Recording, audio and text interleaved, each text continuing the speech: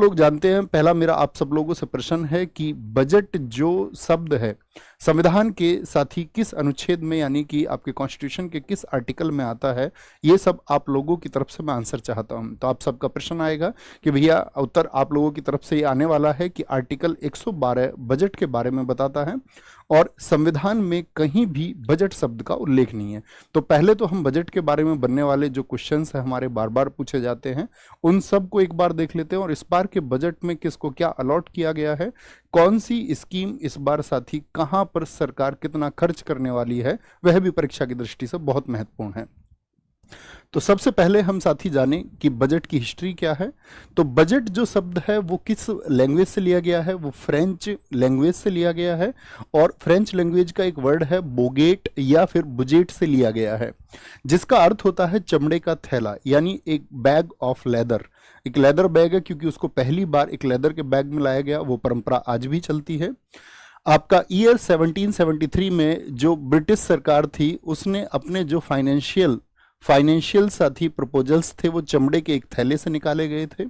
उसी समय बजट शब्द का प्रयोग सरकार के वार्षिक आय व्यय यानी कि जो उनका एनुअल इनकम एक्सपेंडिचर है उसके विवरण के लिए किया जाने लगा।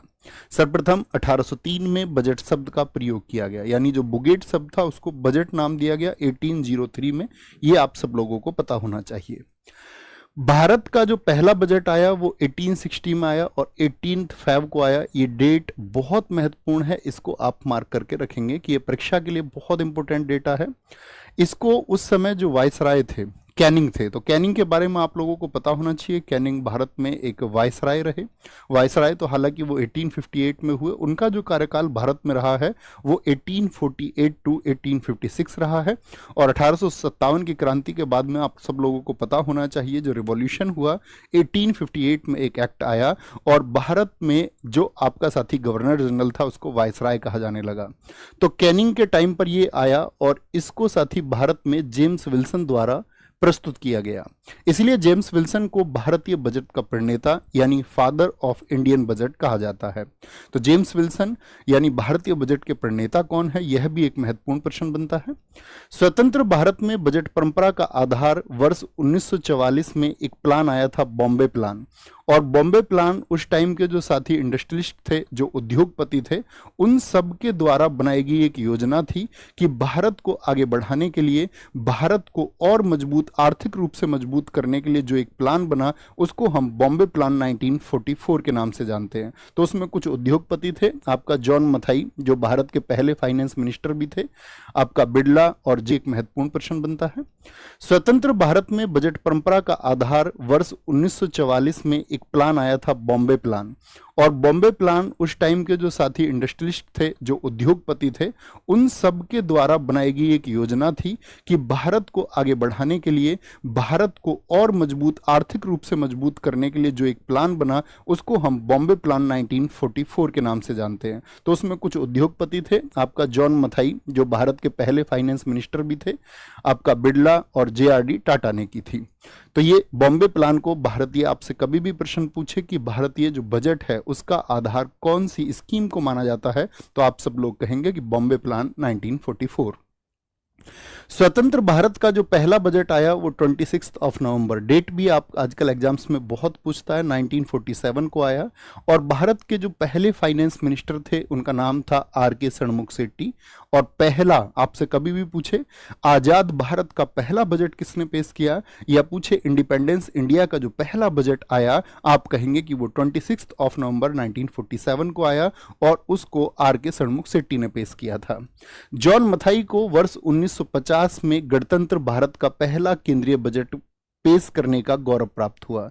अगर हम जॉन मथाई की बात करते हैं साथी, जॉन मथाई ने आपसे पूछे रिपब्लिक इंडिया आपको पता होना चाहिए साथी, 26 जनवरी 1950, यानी 26 जनवरी 1950 के बाद में जब आपका बजट पेश करने वाला माह आया तो उसमें ये जो गौरव प्राप्त हुआ जॉन मथाई को हुआ।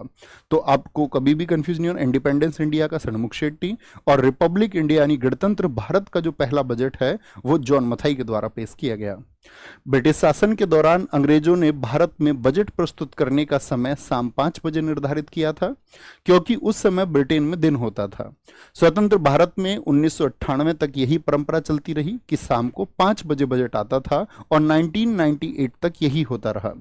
परंतु 1999 से 1999 से राष्ट्रीय जनतांत्रिक गठबंधन, जिसको आप एनडीए के नाम से जानते हैं, national democratic alliance NDA, NDA की सरकार के वित्त मंत्री थे यशवंत सिन्हा, जिन्होंने बजट प्रस्तुत करने का समय जो कर दिया वो 11 बजे। तो ध्यान देने की बात है कि पहले 1998 तक बजट का टाइम क्या था, सभी प्यारे दोस्त एक बार कमेंट करेंगे। तो आप कहेंगे कि भैया जो पहले बजट होता था शाम को, क्योंकि उस समय ब्रिटेन में दिन होता था, ये रीजन था। लेकिन यशवंत सिन्हा जब आपका एनडीए यानी कि जब बीजेपी की पार्टी सरकार में आई तो 1999 में इसको सुबह 11 बजे पेश किया जाने लगा। ठीक है, ये बात ध्यान देने की है। अब आते हैं बजट से महत्वपूर्ण जो तथ्य हैं। बजट अनुमानित आय और व्यय का एक विवरण है। ये शब्द आपको ध्यान से देना है। अनुमानित यानी कि एकदम से फिक्स नहीं होती कोई भी वैल्यू। आज की क्लास में भी हम बजट में पढ़ेंगे कि इस विभाग को इतने रुपए दिए गए, तो इसका मतलब वो क्या है, एक अनुमानित है। जरूरी नहीं है कि वह पैसा उतना खर्च ही हो जाएगा। तो अनुमानित मतलब एक लगभग वैल्यू है, एक लगभग वैल्यू इसमें दी जाती है। यह एक सीमित अवधि शॉर्ट टर्म के लिए होता है। बजट को स्वीकृत करने के लिए एक सार्वजनिक निकाय, एक साथ ही आपका पब्लिक सिस्टम होता है। बजट जो है सार्वजनिक और संसदीय नियंत्रण से मुक्त नहीं होता है, यानी उस पर संसद का नियंत्रण होता है। अब यहां पर सबसे महत्वपूर्ण बात आएगी कि वर्ष 2017 से पहले तक भारत का जो सेंट्रल बजट आता था, इसको हम कई नामों से पुकारते हैं। देखो, संघीय बजट को हम कई बार केंद्रीय बजट भी कहते हैं, कई बार हम इसको आम बजट भी कहते हैं, और कई बार इसको हम बजट कहते हैं। तो ये सभी नाम एक ही नाम है, लेकिन एक नाम से कभी कंफ्यूज मत होना। आप लोगों ने अभी फरवरी में सुना होगा, तो उसको बोला गया था एंटरिम बजट, यानी कि अंतरिम बजट। अंतरिम बजट था आपका फरवरी में, अभी आया है आपका पूर्ण बजट, जिसके बारे में हम डिस्कस कर रहे हैं। ये फाइनल बजट है। तो भैया अंतरिम बजट और पूर्ण बजट में क्या अंतर होता है? तो अंतरिम बजट में क्या होता है कि गवर्नमेंट कभी भी अपनी प्लानिंग्स और स्कीम को क्लैरिफाई नहीं करती है।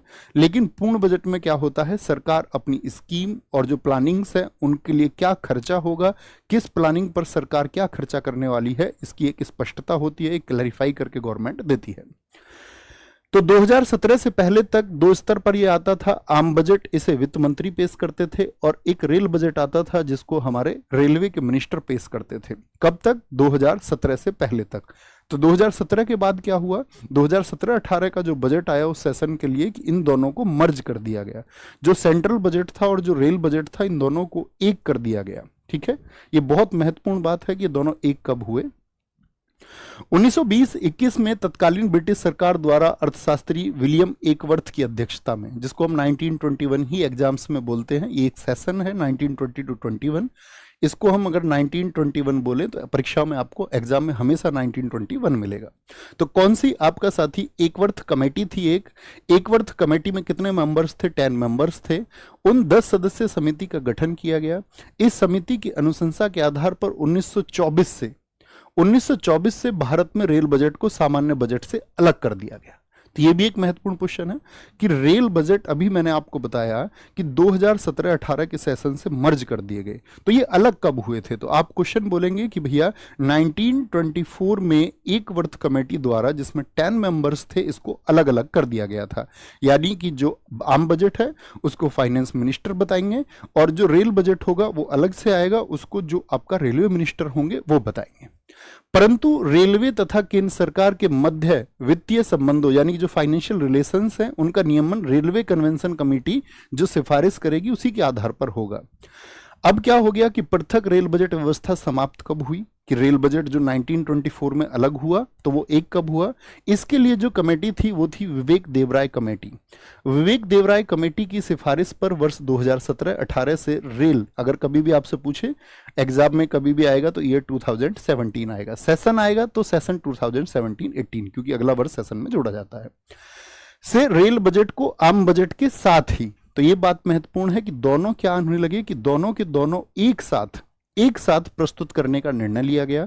इसीलिए अब पृथक रेल बजट जो पेश होता था उसकी प्रथा क्या हो गई, समाप्त हो गई। यानी अभी आपका जो सेंट्रल बजट है और जो रेल बजट है दोनों एक साथ आते हैं, ये बात आपको पता होना चाहिए।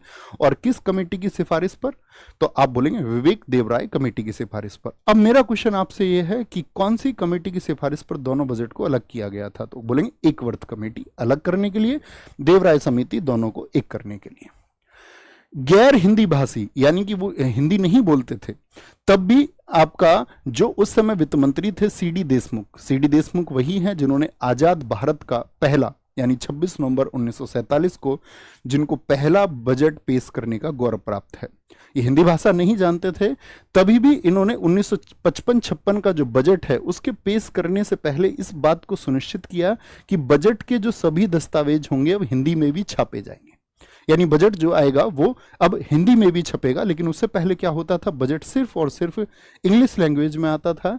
इससे पूर्व ये केवल अंग्रेजी में ही छपते थे। 25 फरवरी 1992 को भारत में पहली बार रेल बजट और 29 फरवरी 1992 को आम बजट का टेलीविजन पर प्रसारण हुआ। आपसे कभी भी पूछे बजट की सबसे पहली बार ब्रॉडकास्टिंग टीवी पर कब हुई, तो आप कहेंगे 1992 में हुई। मोरारजी देसाई, चौधरी चरण सिंह, विश्वनाथ प्रताप सिंह और मनमोहन सिंह देश के 4 ऐसे प्रधानमंत्री हुए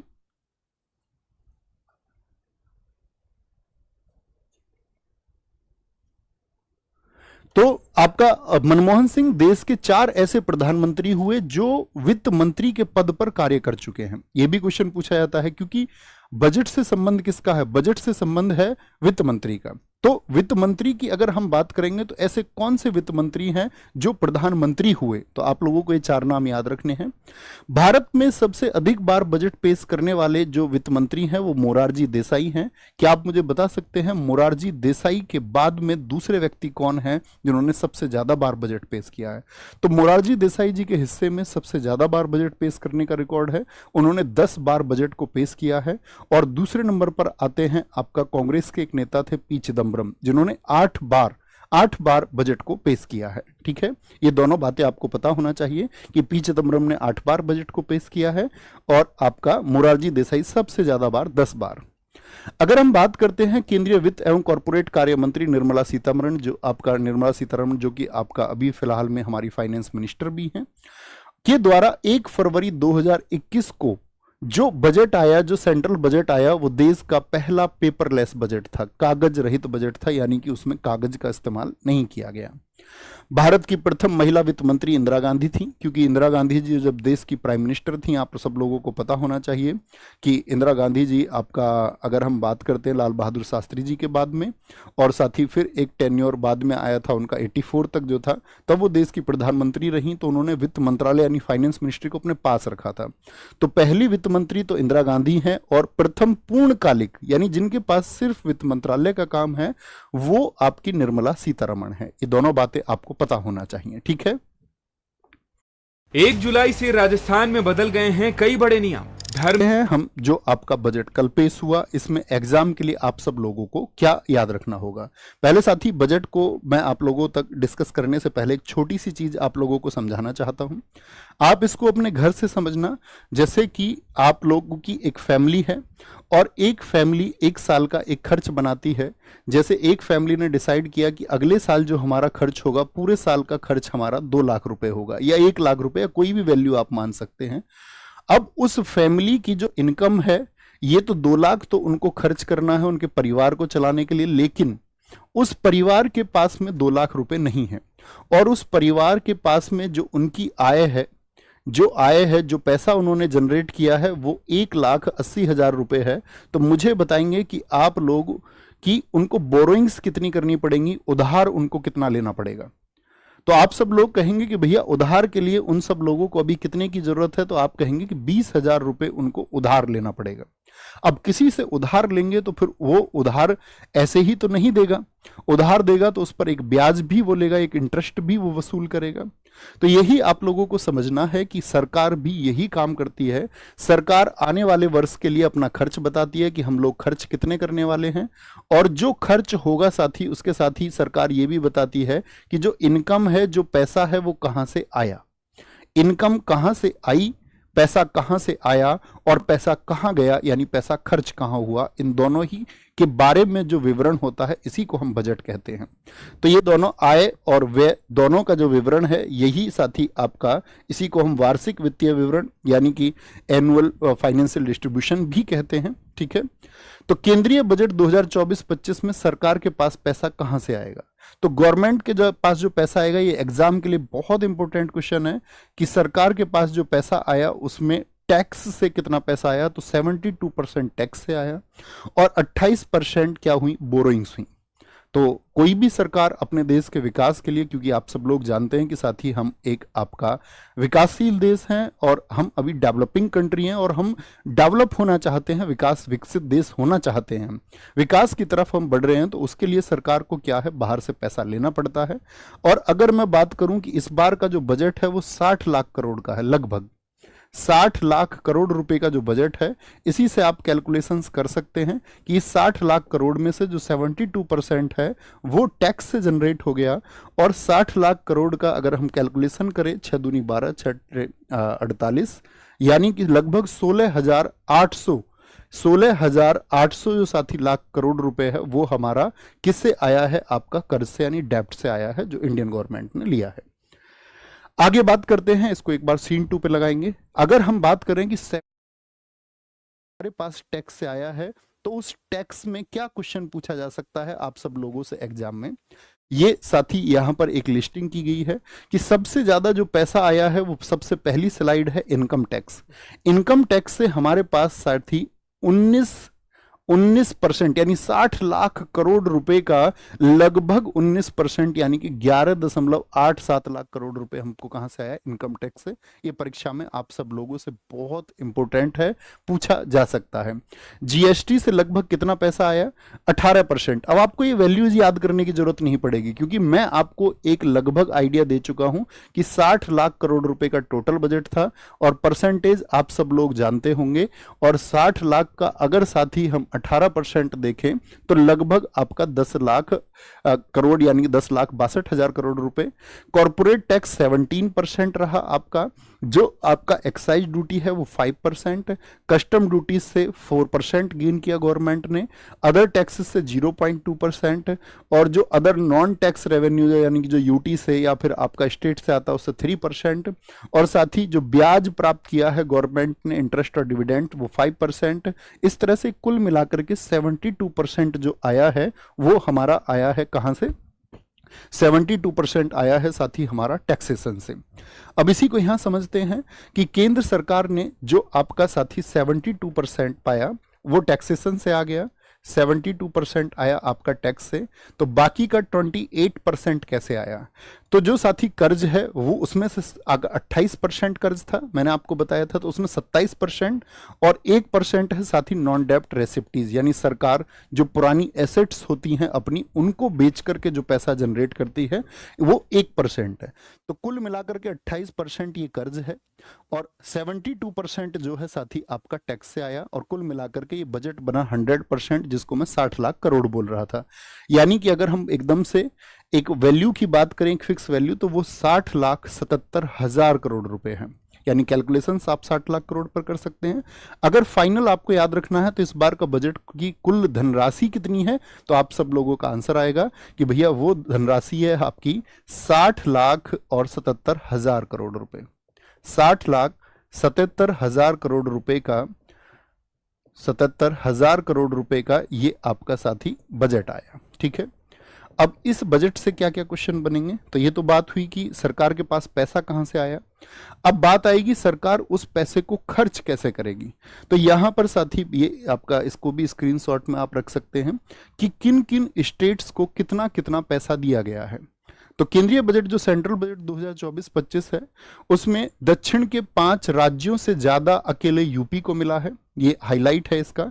और यूपी को कितना पैसा दिया गया है, तो आप लोगों को याद रखना इस बार के बजट में जो उत्तर प्रदेश के विकास के लिए 2,23,000 करोड़ रुपए दिए गए हैं, 2.23 लाख करोड़। एक बार थम्स अप करके प्यारे साथी ये बताएंगे क्या आप ये देख पा रहे हैं या इसको और जूम करने की जरूरत है, तो मैं इसको और जूम कर देता हूं।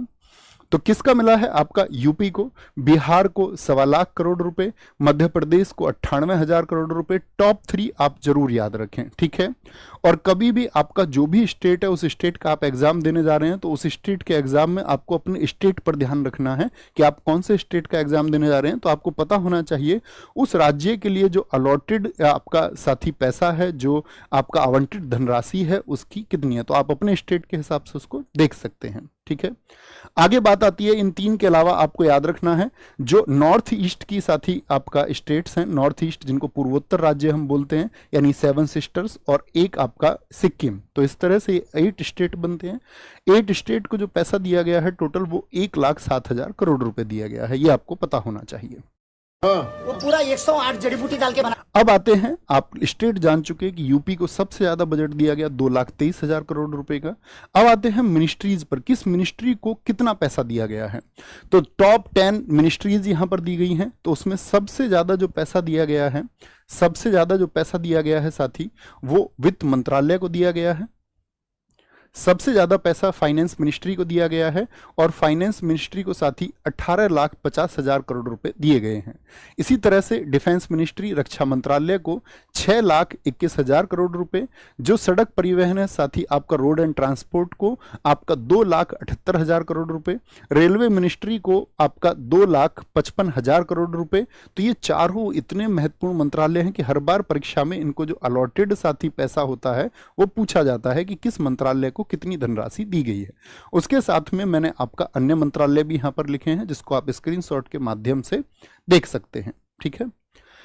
अंतरिम बजट में साथी हमेशा, जैसे कुछ साथियों ने फरवरी के बजट को पढ़ा होगा, वहां पर धनराशियां कुछ अलग रही होंगी। ये बिल्कुल जरूरी नहीं है कि अंतरिम बजट जो फरवरी में आया और जो पूर्ण बजट अभी आया है उसमें जो धनराशि की बात की गई है वो धनराशि यहां पर सेम हो, उसमें अंतर आ सकता है।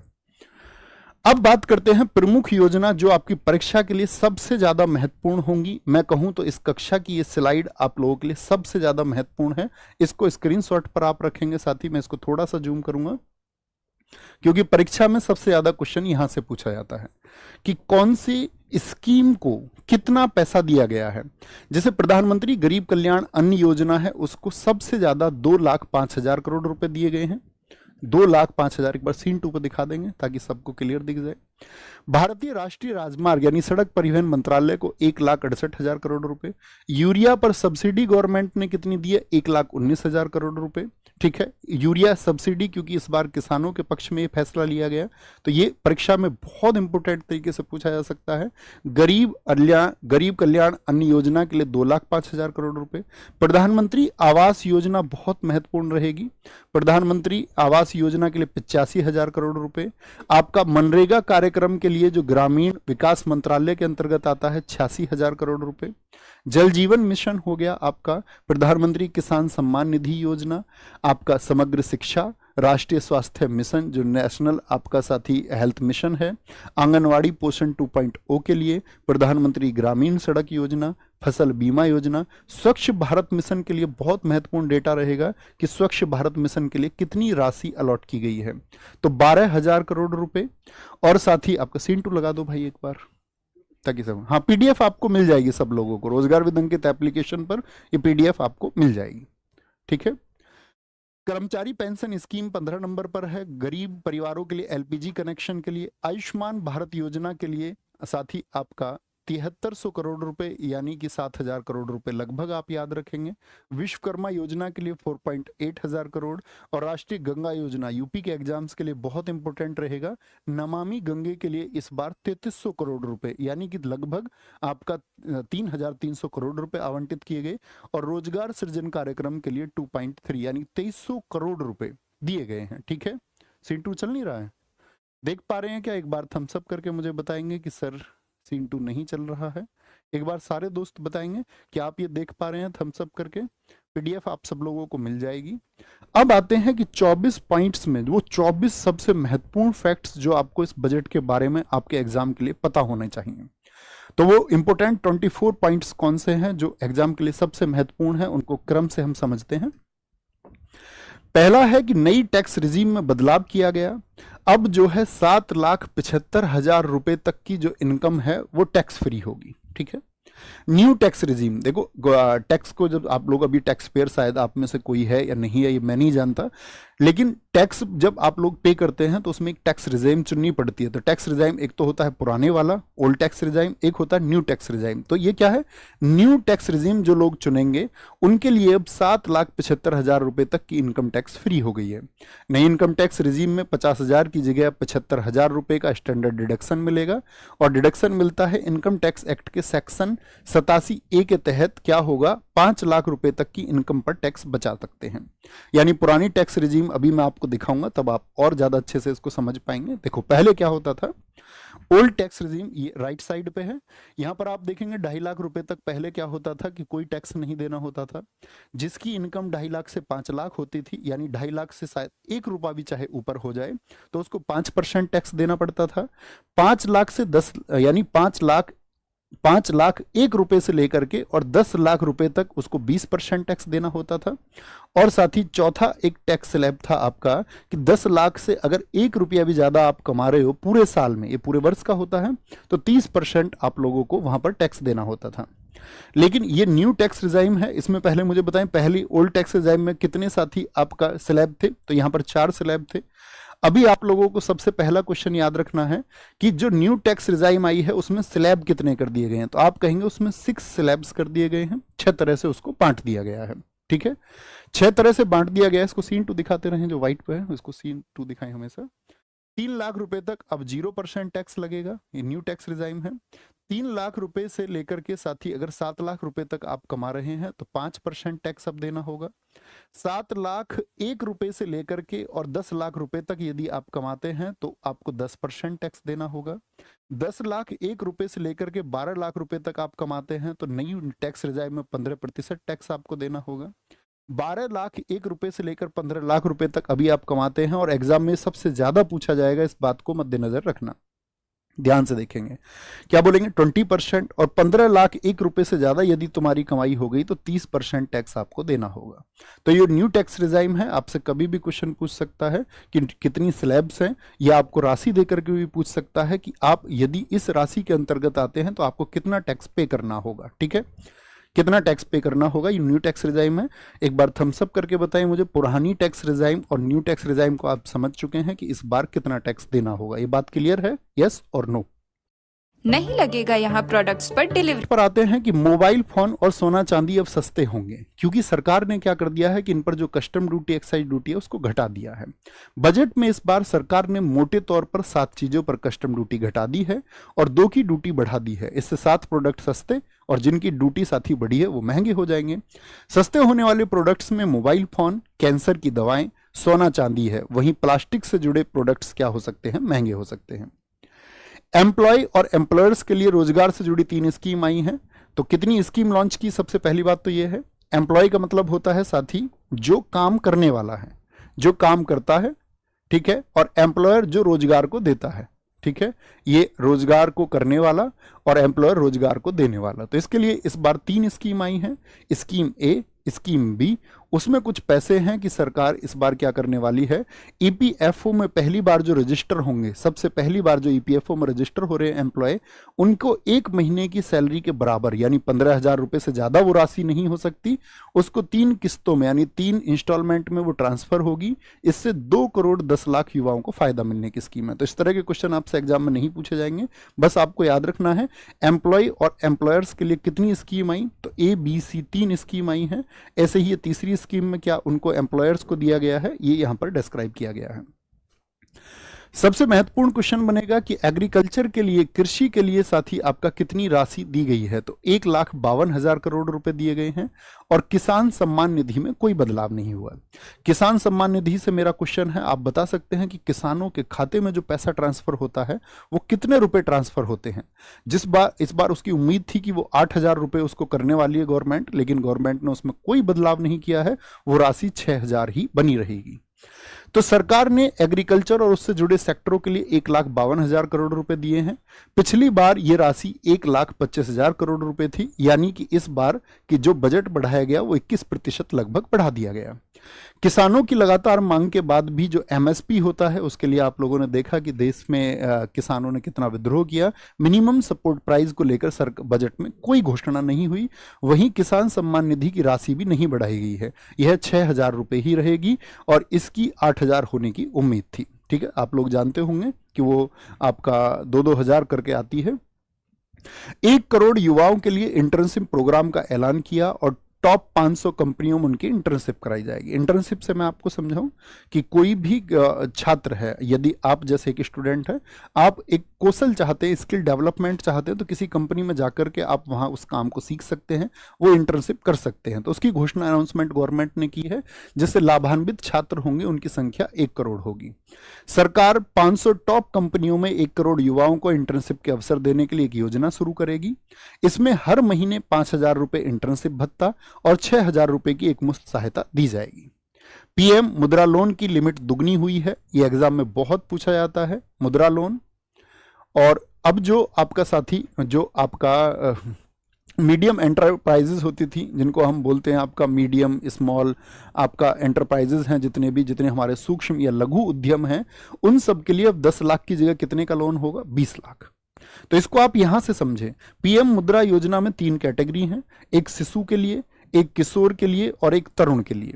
तो शिशु लोन में 50,000 मिलते थे, जिसको अब तक मिलते थे, इसको अब 2 गुना कर दिया गया, यानी 1 लाख रुपए।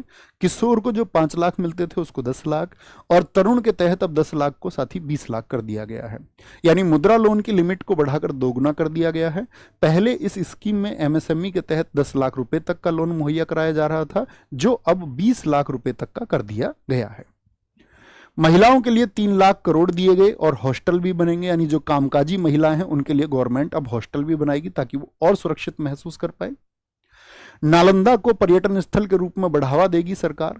और यहां पर याद रख लेना, केंद्र सरकार ने इस बार बजट में कौन से कॉरिडोर के लिए घोषणा की, तो नालंदा राजगीर, क्योंकि राजगीर में ही साथी आपका नालंदा विश्वविद्यालय जो हमारी साथी संस्कृति से जुड़ा हुआ है, गवर्नमेंट का उस पर विशेष ध्यान है। काशी विश्वनाथ मंदिर की तरह, जैसे काशी विश्वनाथ उत्तर प्रदेश का एक मंदिर है, उसी की तरह बिहार के विष्णुपद मंदिर और महाबोधि मंदिर, जो कि यूनेस्को की एक साइट भी है, उसको एक कॉरिडोर को डेवलप किया जाएगा। कॉरिडोर का मतलब होता है, अगर जो साथी कॉरिडोर नहीं जानते हैं, जैसे आप कहीं घूमने जाते होंगे किसी मंदिर पर, तो आपको मंदिर मिला, उसके आसपास का इंफ्रास्ट्रक्चर जो है वो डेवलप नहीं है, यानी कि वहाँ सड़कें, उसके आसपास होटल, टूरिज्म की व्यवस्था को बढ़ाना, यही कॉरिडोर कहलाता है। सरकार ने एंजल टैक्स को खत्म किया। जो साथी, अगर आप में से, आप तो स्टूडेंट हैं, शायद ट्रेडिंग ना करते हो, जो लोग ट्रेडिंग करते होंगे या शेयर मार्केट के बारे में नॉलेज रखते होंगे, उन सबको पता होगा इस बात के बारे में, मैं आपको समझा देता हूं। एंजल टैक्स खत्म किया, स्टार्टअप्स को मिलेगी राहत। जैसे आप कुछ स्टार्टअप शुरू करना चाहते हैं, आप कोई नई चीज मतलब शुरू करना चाह रहे हैं और आपके पास उस चीज के लिए 1 करोड़ रुपए हैं, ठीक है, ये एक एग्जाम्पल है, ऐसे ना बोले कि भैया हमारे पास तो 1 करोड़ रुपए नहीं है। तो आपके पास 1 करोड़ रुपए हैं स्टार्टअप के लिए, लेकिन आप लोगों का वो स्टार्टअप 1.5 करोड़ में शुरू होगा, तो आपको यानी अतिरिक्त 50 लाख रुपए की जरूरत है। तो आप किसी विदेशी निवेश या किसी और के द्वारा 50 लाख रुपए वो जुटा लेते हैं, यानी इन्वेस्टमेंट के माध्यम से आप और 50 लाख रुपए जुटा लेते हैं कि अब मेरा स्टार्टअप 1.5 करोड़ में चल जाएगा। तो अब से पहले क्या होता था, सन 2012 में कांग्रेस में जब साथी मनमोहन सिंह प्रधानमंत्री थे, तो एक घोषणा हुई थी कि कोई भी नया व्यवसाय शुरू करेगा और अलग से कोई धनराशि जुटाएगा तो उस पर 30% का टैक्स देना होगा। यानी अतिरिक्त जुटाई गई राशि, जो अतिरिक्त जो निवेश है, जो आपका फॉरेन इन्वेस्टमेंट भी हो सकता है या किसी अन्य तरह का एफआईआई जिसको हम बोलते हैं, या कोई आपका देश के अंदर से भी इन्वेस्टमेंट हो सकता है, तो उस पर एंजल टैक्स लिया जाता था। 2012 तक, आपका 2012 में घोषणा हुई थी, 2012 तक नहीं, सॉरी मैंने गलत बोला, 2012 से शुरू हुआ था एंजल टैक्स 30%। लेकिन अभी क्या कर दिया है कि आप जो अतिरिक्त पैसा लेंगे तो उस पर कोई टैक्स नहीं लिया जाएगा, यानी उस एंजल टैक्स को अब खत्म कर दिया गया है। यानी आप कोई निवेश ले सकते हैं। इससे क्या होगा कि स्टार्टअप जो लोग करना चाहते हैं वो अब अपने निवेश को इकट्ठा करके और स्टार्टअप को अच्छे से कर पाएंगे। कोई, अब समझते हैं इसको, कोई प्राइवेट कंपनी अपने शेयर उसके फेयर वैल्यू से मतलब, फेयर वैल्यू मतलब 1 करोड़ रुपए फेयर वैल्यू हो गई आपका, ये फेयर वैल्यू हो गई, उसके कीमत पर बेचती है तो उस कंपनी को एंजल टैक्स पेमेंट करना पड़ता था। आमतौर पर एंजल स्टार्टअप कंपनियों पर लगता था, जब उनमें कोई इन्वेस्ट करता था, इस स्टार्टअप को टैक्स से राहत मिलेगी। फ्यूचर एंड ऑप्शन पर एसटीटी, जिसको हम सिक्योरिटीज ट्रांजैक्शन टैक्स बोलते हैं। देखो, फ्यूचर एंड ऑप्शंस, इसको हम एफएनओ के नाम से बाजार में चर्चित है। जो लोग ट्रेडिंग करते होंगे वो इसके बारे में जानते हैं।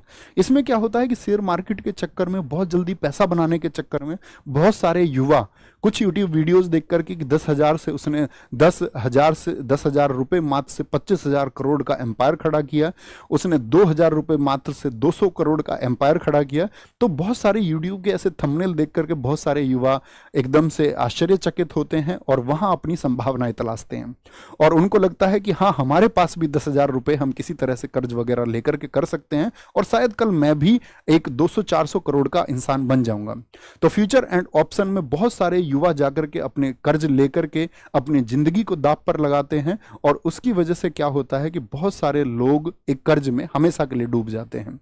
तो उसके लिए सरकार ने क्या किया है इस पर, ताकि ये जो घाटा लोगों को लगातार होता है वो बढ़े, तो फ्यूचर एसटीटी को इस बार उन्होंने बढ़ा करके 0.02% और ऑप्शन ट्रांजैक्शन पर 0.1% का ऐलान किया है। तो ये टैक्स क्या है कि छोटे निवेशकों की बढ़ती संख्या, छोटे निवेशक कौन है, स्टूडेंट्स या कोई छोटी जॉब करने वाले, मान के चलो किसी की सैलरी 20,000 15,000 है, उसमें से वो काफी F&O में लगा देता है। निवेश करना एक अच्छी बात है लेकिन समझदारी से निवेश करना बहुत जरूरी है। वहीं पर फ्यूचर एंड ऑप्शंस में जाकर के लोग अक्सर बर्बाद होते हैं। घाटे के कारण सरकार ने ऐसा किया है। बिहार एयरपोर्ट, मेडिकल कॉलेज और जो स्पोर्ट इंफ्रास्ट्रक्चर है उसका प्रस्ताव रखा गया है। तो ये याद रख लेना कि इस बार जो पटना पूर्णिया एक्सप्रेसवे के लिए बिहार के बच्चों से स्पेशली मेरी अपील है कि इस डेटा को याद रखें कि कितनी राशि दी गई है, 26,000 करोड़ रुपए। इसमें और भी बक्सर भागलपुर हाईवे, बोधगया राजगीर वैशाली दरभंगा वाला जो सड़क संपर्क है उसको बेहतर किया जाएगा और गंगा नदी पर एक 2 लेन का पुल भी डेवलपमेंट किया जाएगा। अमृतसर से कोलकाता इंडस्ट्रियल कॉरिडोर पर बिहार के गया में इंडस्ट्रियल नोड डेवलप किया जाएगा। यह पूर्वी क्षेत्र के विकास को गति देगा और राज्य में एयरपोर्ट बनाए जाएंगे, मेडिकल कॉलेज बनाए जाएंगे। तो इसके लिए कितनी राशि दी गई है, 26,000 करोड़ रुपए। ठीक है। आंध्र प्रदेश के लिए 15,000 करोड़ का स्पेशल पैकेज दिया गया। भैया टीडीपी पार्टी इस बार अलायंस में आई, सरकार का समर्थन किया उन्होंने, एनडीए सरकार का, तो स्पेशल पैकेज तो मिलना था। इंडस्ट्रियल कॉरिडोर भी वहां पर बनेगा। तो आंध्र प्रदेश के लिए 15,000 करोड़ रुपए के स्पेशल पैकेज की घोषणा इसी फाइनेंशियल ईयर में पैसे जारी किए जाएंगे। अभी ये सीएम चंद्रबाबू नायडू के ड्रीम प्रोजेक्ट अमरावती को डेवलप करने का महत्वपूर्ण होगा। आप सब लोगों को पता होना चाहिए 2014 में आंध्र प्रदेश और तेलंगाना अलग हो गए थे।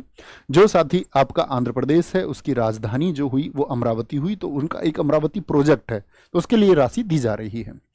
आंध्र प्रदेश में ही विशाखापट्टनम, चेन्नई, ओरवाकल, हैदराबाद इंडस्ट्रियल कॉरिडोर स्थापित किया जाएगा।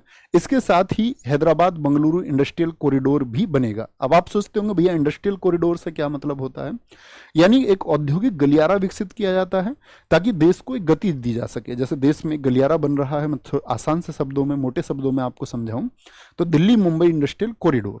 अब से पहले क्या होता था कि दिल्ली से यहाँ सब्जियां उत्पादित होती हैं उत्तर भारत में, तो बहुत सारी सब्जियां जैसे दक्षिण भारत तक गई तो इतना टाइम लग जाता था उनको पहुंचने में कि बहुत सारा सामान तो सड़ जाता था। अब वो सड़ जाना सामान का देश के लिए एक आर्थिक क्षति है, एक नुकसान है। तो उसी के लिए कॉरिडोर डेवलप किए जाते हैं, इसमें सड़कें, फिर वहां पर साथ ही आपकी इंडस्ट्रीज, ताकि वो समय जो लग रहा था वो कम लगे और कम समय में क्या है कि औद्योगिक रूप से हम गति कर पाए। ठीक है। और रायसीमा, प्रकाशन और उत्तरी आंध्र प्रदेश जिलों में एक स्पेशल बैकवर्ड एरिया फंड की घोषणा। कहने का मतलब है आपको याद रखना है कि आंध्र प्रदेश के लिए कितने रुपए का स्पेशल पैकेज दिया गया, तो आप बोलेंगे 15,000 करोड़ रुपए का, और वहां पर जो प्रोजेक्ट है वो प्रोजेक्ट अमरावती है। ये 2 महत्वपूर्ण बातें आपको याद रखनी है। डिफेंस के लिए 4,54,000 करोड़ रुपए दिए गए। डिफेंस के लिए 4,54,000 यानी रक्षा मंत्रालय को दिए गए हैं। बजट अलोकेट किया गया है। यह फरवरी में अंतरिम बजट जो आया था उसमें एक घोषणा हुई थी कि 6,21,000 करोड़ रुपए दिए जाएंगे, लेकिन उससे एक कम है क्योंकि सरकार को इस बार शायद ये लग रहा होगा जैसे किसानों के लिए जो राशि है वो बढ़ाई, क्योंकि किसानों का एक विरोध देखने को गवर्नमेंट ने उसको मतलब महसूस किया कि किसान एकदम से विरोध में है, तो किसानों के लिए जो राशि वो बढ़ा दी गई, तो वो कटौती कहीं ना कहीं होनी थी। 1,72,000 करोड़ रुपए कैपिटल एक्टिविज्म के लिए है। ये डिफेंस बजट का 28% है, यानी 4,54,000 करोड़ रुपए का 28% है। वहीं 92,000 करोड़ रुपए जो आपका आर्म्ड फोर्सेज हैं उनके रेवेन्यू एक्सपेंडिचर के लिए है। 1 करोड़ लोगों को, ये बहुत इंपॉर्टेंट रहेगा एग्जाम के लिए, कि कितने लोगों को सरकार ने इस बार, या पूछ सकता है 1 लोग 1 करोड़ लोगों को कितनी यूनिट बिजली फ्री करने का फॉर्मूला इस बार के बजट में दिया है। तो 300 यूनिट तक की जो बिजली है वो 1 करोड़ लोगों को फ्री मिलेगी। इस योजना को नाम दिया गया पीएम सर्वोदय योजना। तो पीएम जो सूर्योदय योजना है उसमें 1 करोड़ से अधिक घरों को 300 यूनिट सोलर बिजली फ्री दी जाएगी। अंतरिम बजट में इसकी घोषणा हुई थी। इस बजट में बताया गया कि पैदा होने वाली सोलर एनर्जी सीधे उनको घर को मिलने के बजाय पहले सप्लाई ग्रिड में जाएगी और वहां से फिर उनके पर्सन टू पर्सन ये सप्लाई होगी। 1 करोड़ गरीब और मध्यम वर्ग परिवारों के लिए घर बनेंगे। इसको पीएम आवास योजना शहरी 2.0, जिसमें 10 लाख करोड़ रुपए के निवेश से 1 करोड़ गरीब और मध्यम वर्गों के परिवार। तो कितने घर बनाने की घोषणा हुई? 1 करोड़ लोगों को 300 यूनिट बिजली फ्री और 1 करोड़ लोगों के घर बनाने की बात हुई, जिसके लिए पीपीपी मॉडल के जरिए काम होगा। ठीक है।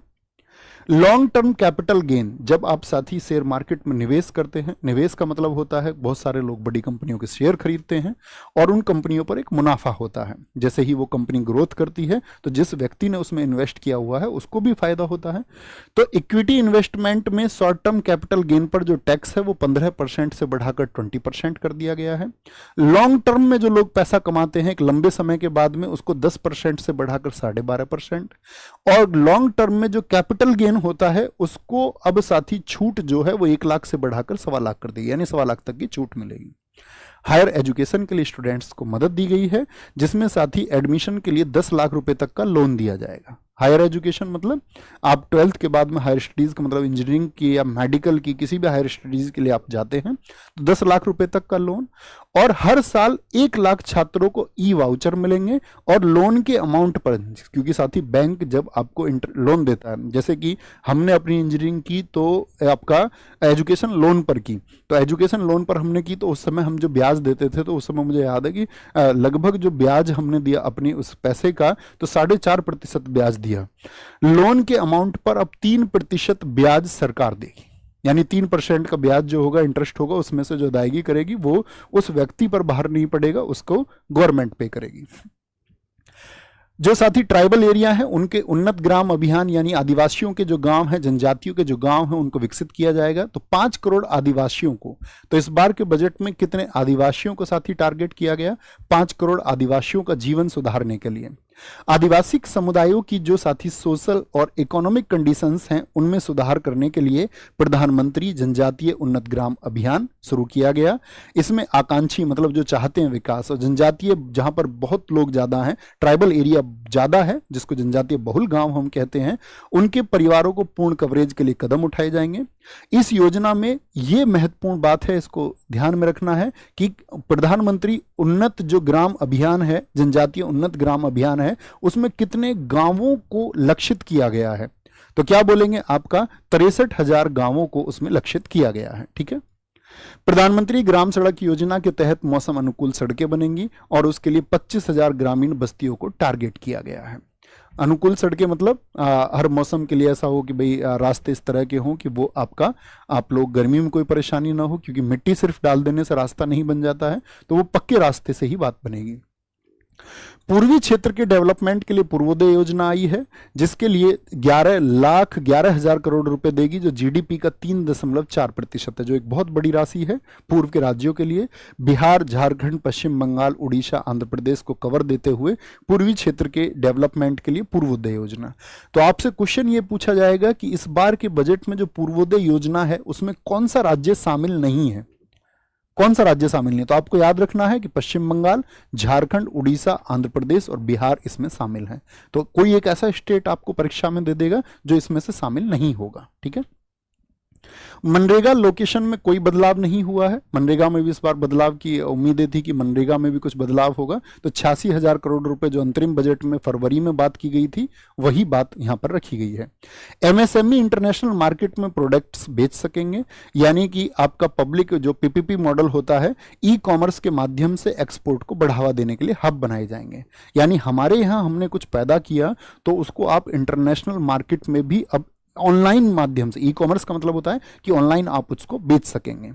इसमें एक छत के नीचे ट्रेड और एक्सपोर्ट रिलेटेड सर्विसेज की सुविधा मिलेंगी, ताकि भाई लोग सामान बेचेंगे इंटरनेशनल तो उनको ट्रेड की जरूरत पड़ेगी, एक्सपोर्ट की जरूरत पड़ेगी, तो वो सरकार उस तरह की सुविधाएं अब देने वाली है।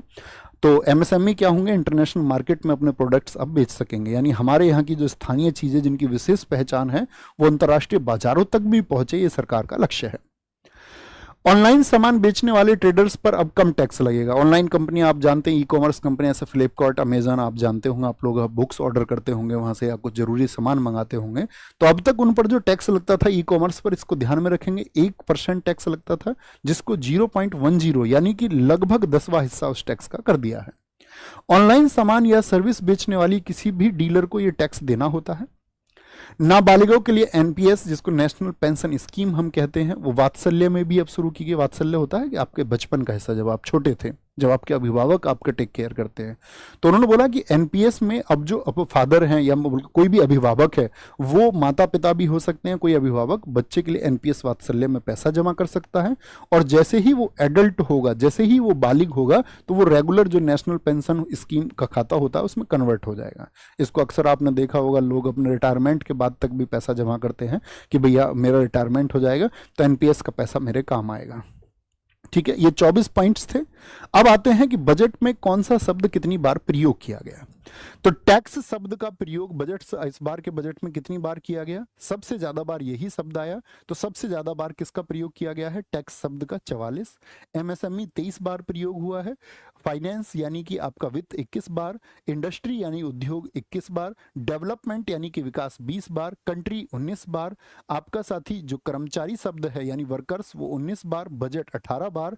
अर्बन वर्ड यानी कि शहरी 17 बार। Custom duty 17 time. एनर्जी को 15 टाइम, और डेवलप इंडिया यानी विकसित भारत को 14 बार प्रयोग किया गया है। ये हमारे बजट के बारे में साथी कुछ महत्वपूर्ण पॉइंट्स थे। मैं उम्मीद करूंगा कि आप इन सबको नोट डाउन करके बहुत ध्यान से अपनी आगामी परीक्षाओं के लिए तैयार रखेंगे, और साथ में आपकी थोड़ी सी समझ जरूर विकसित हुई होगी। तो आप बहुत दिन के बाद मुझे देख रहे होंगे।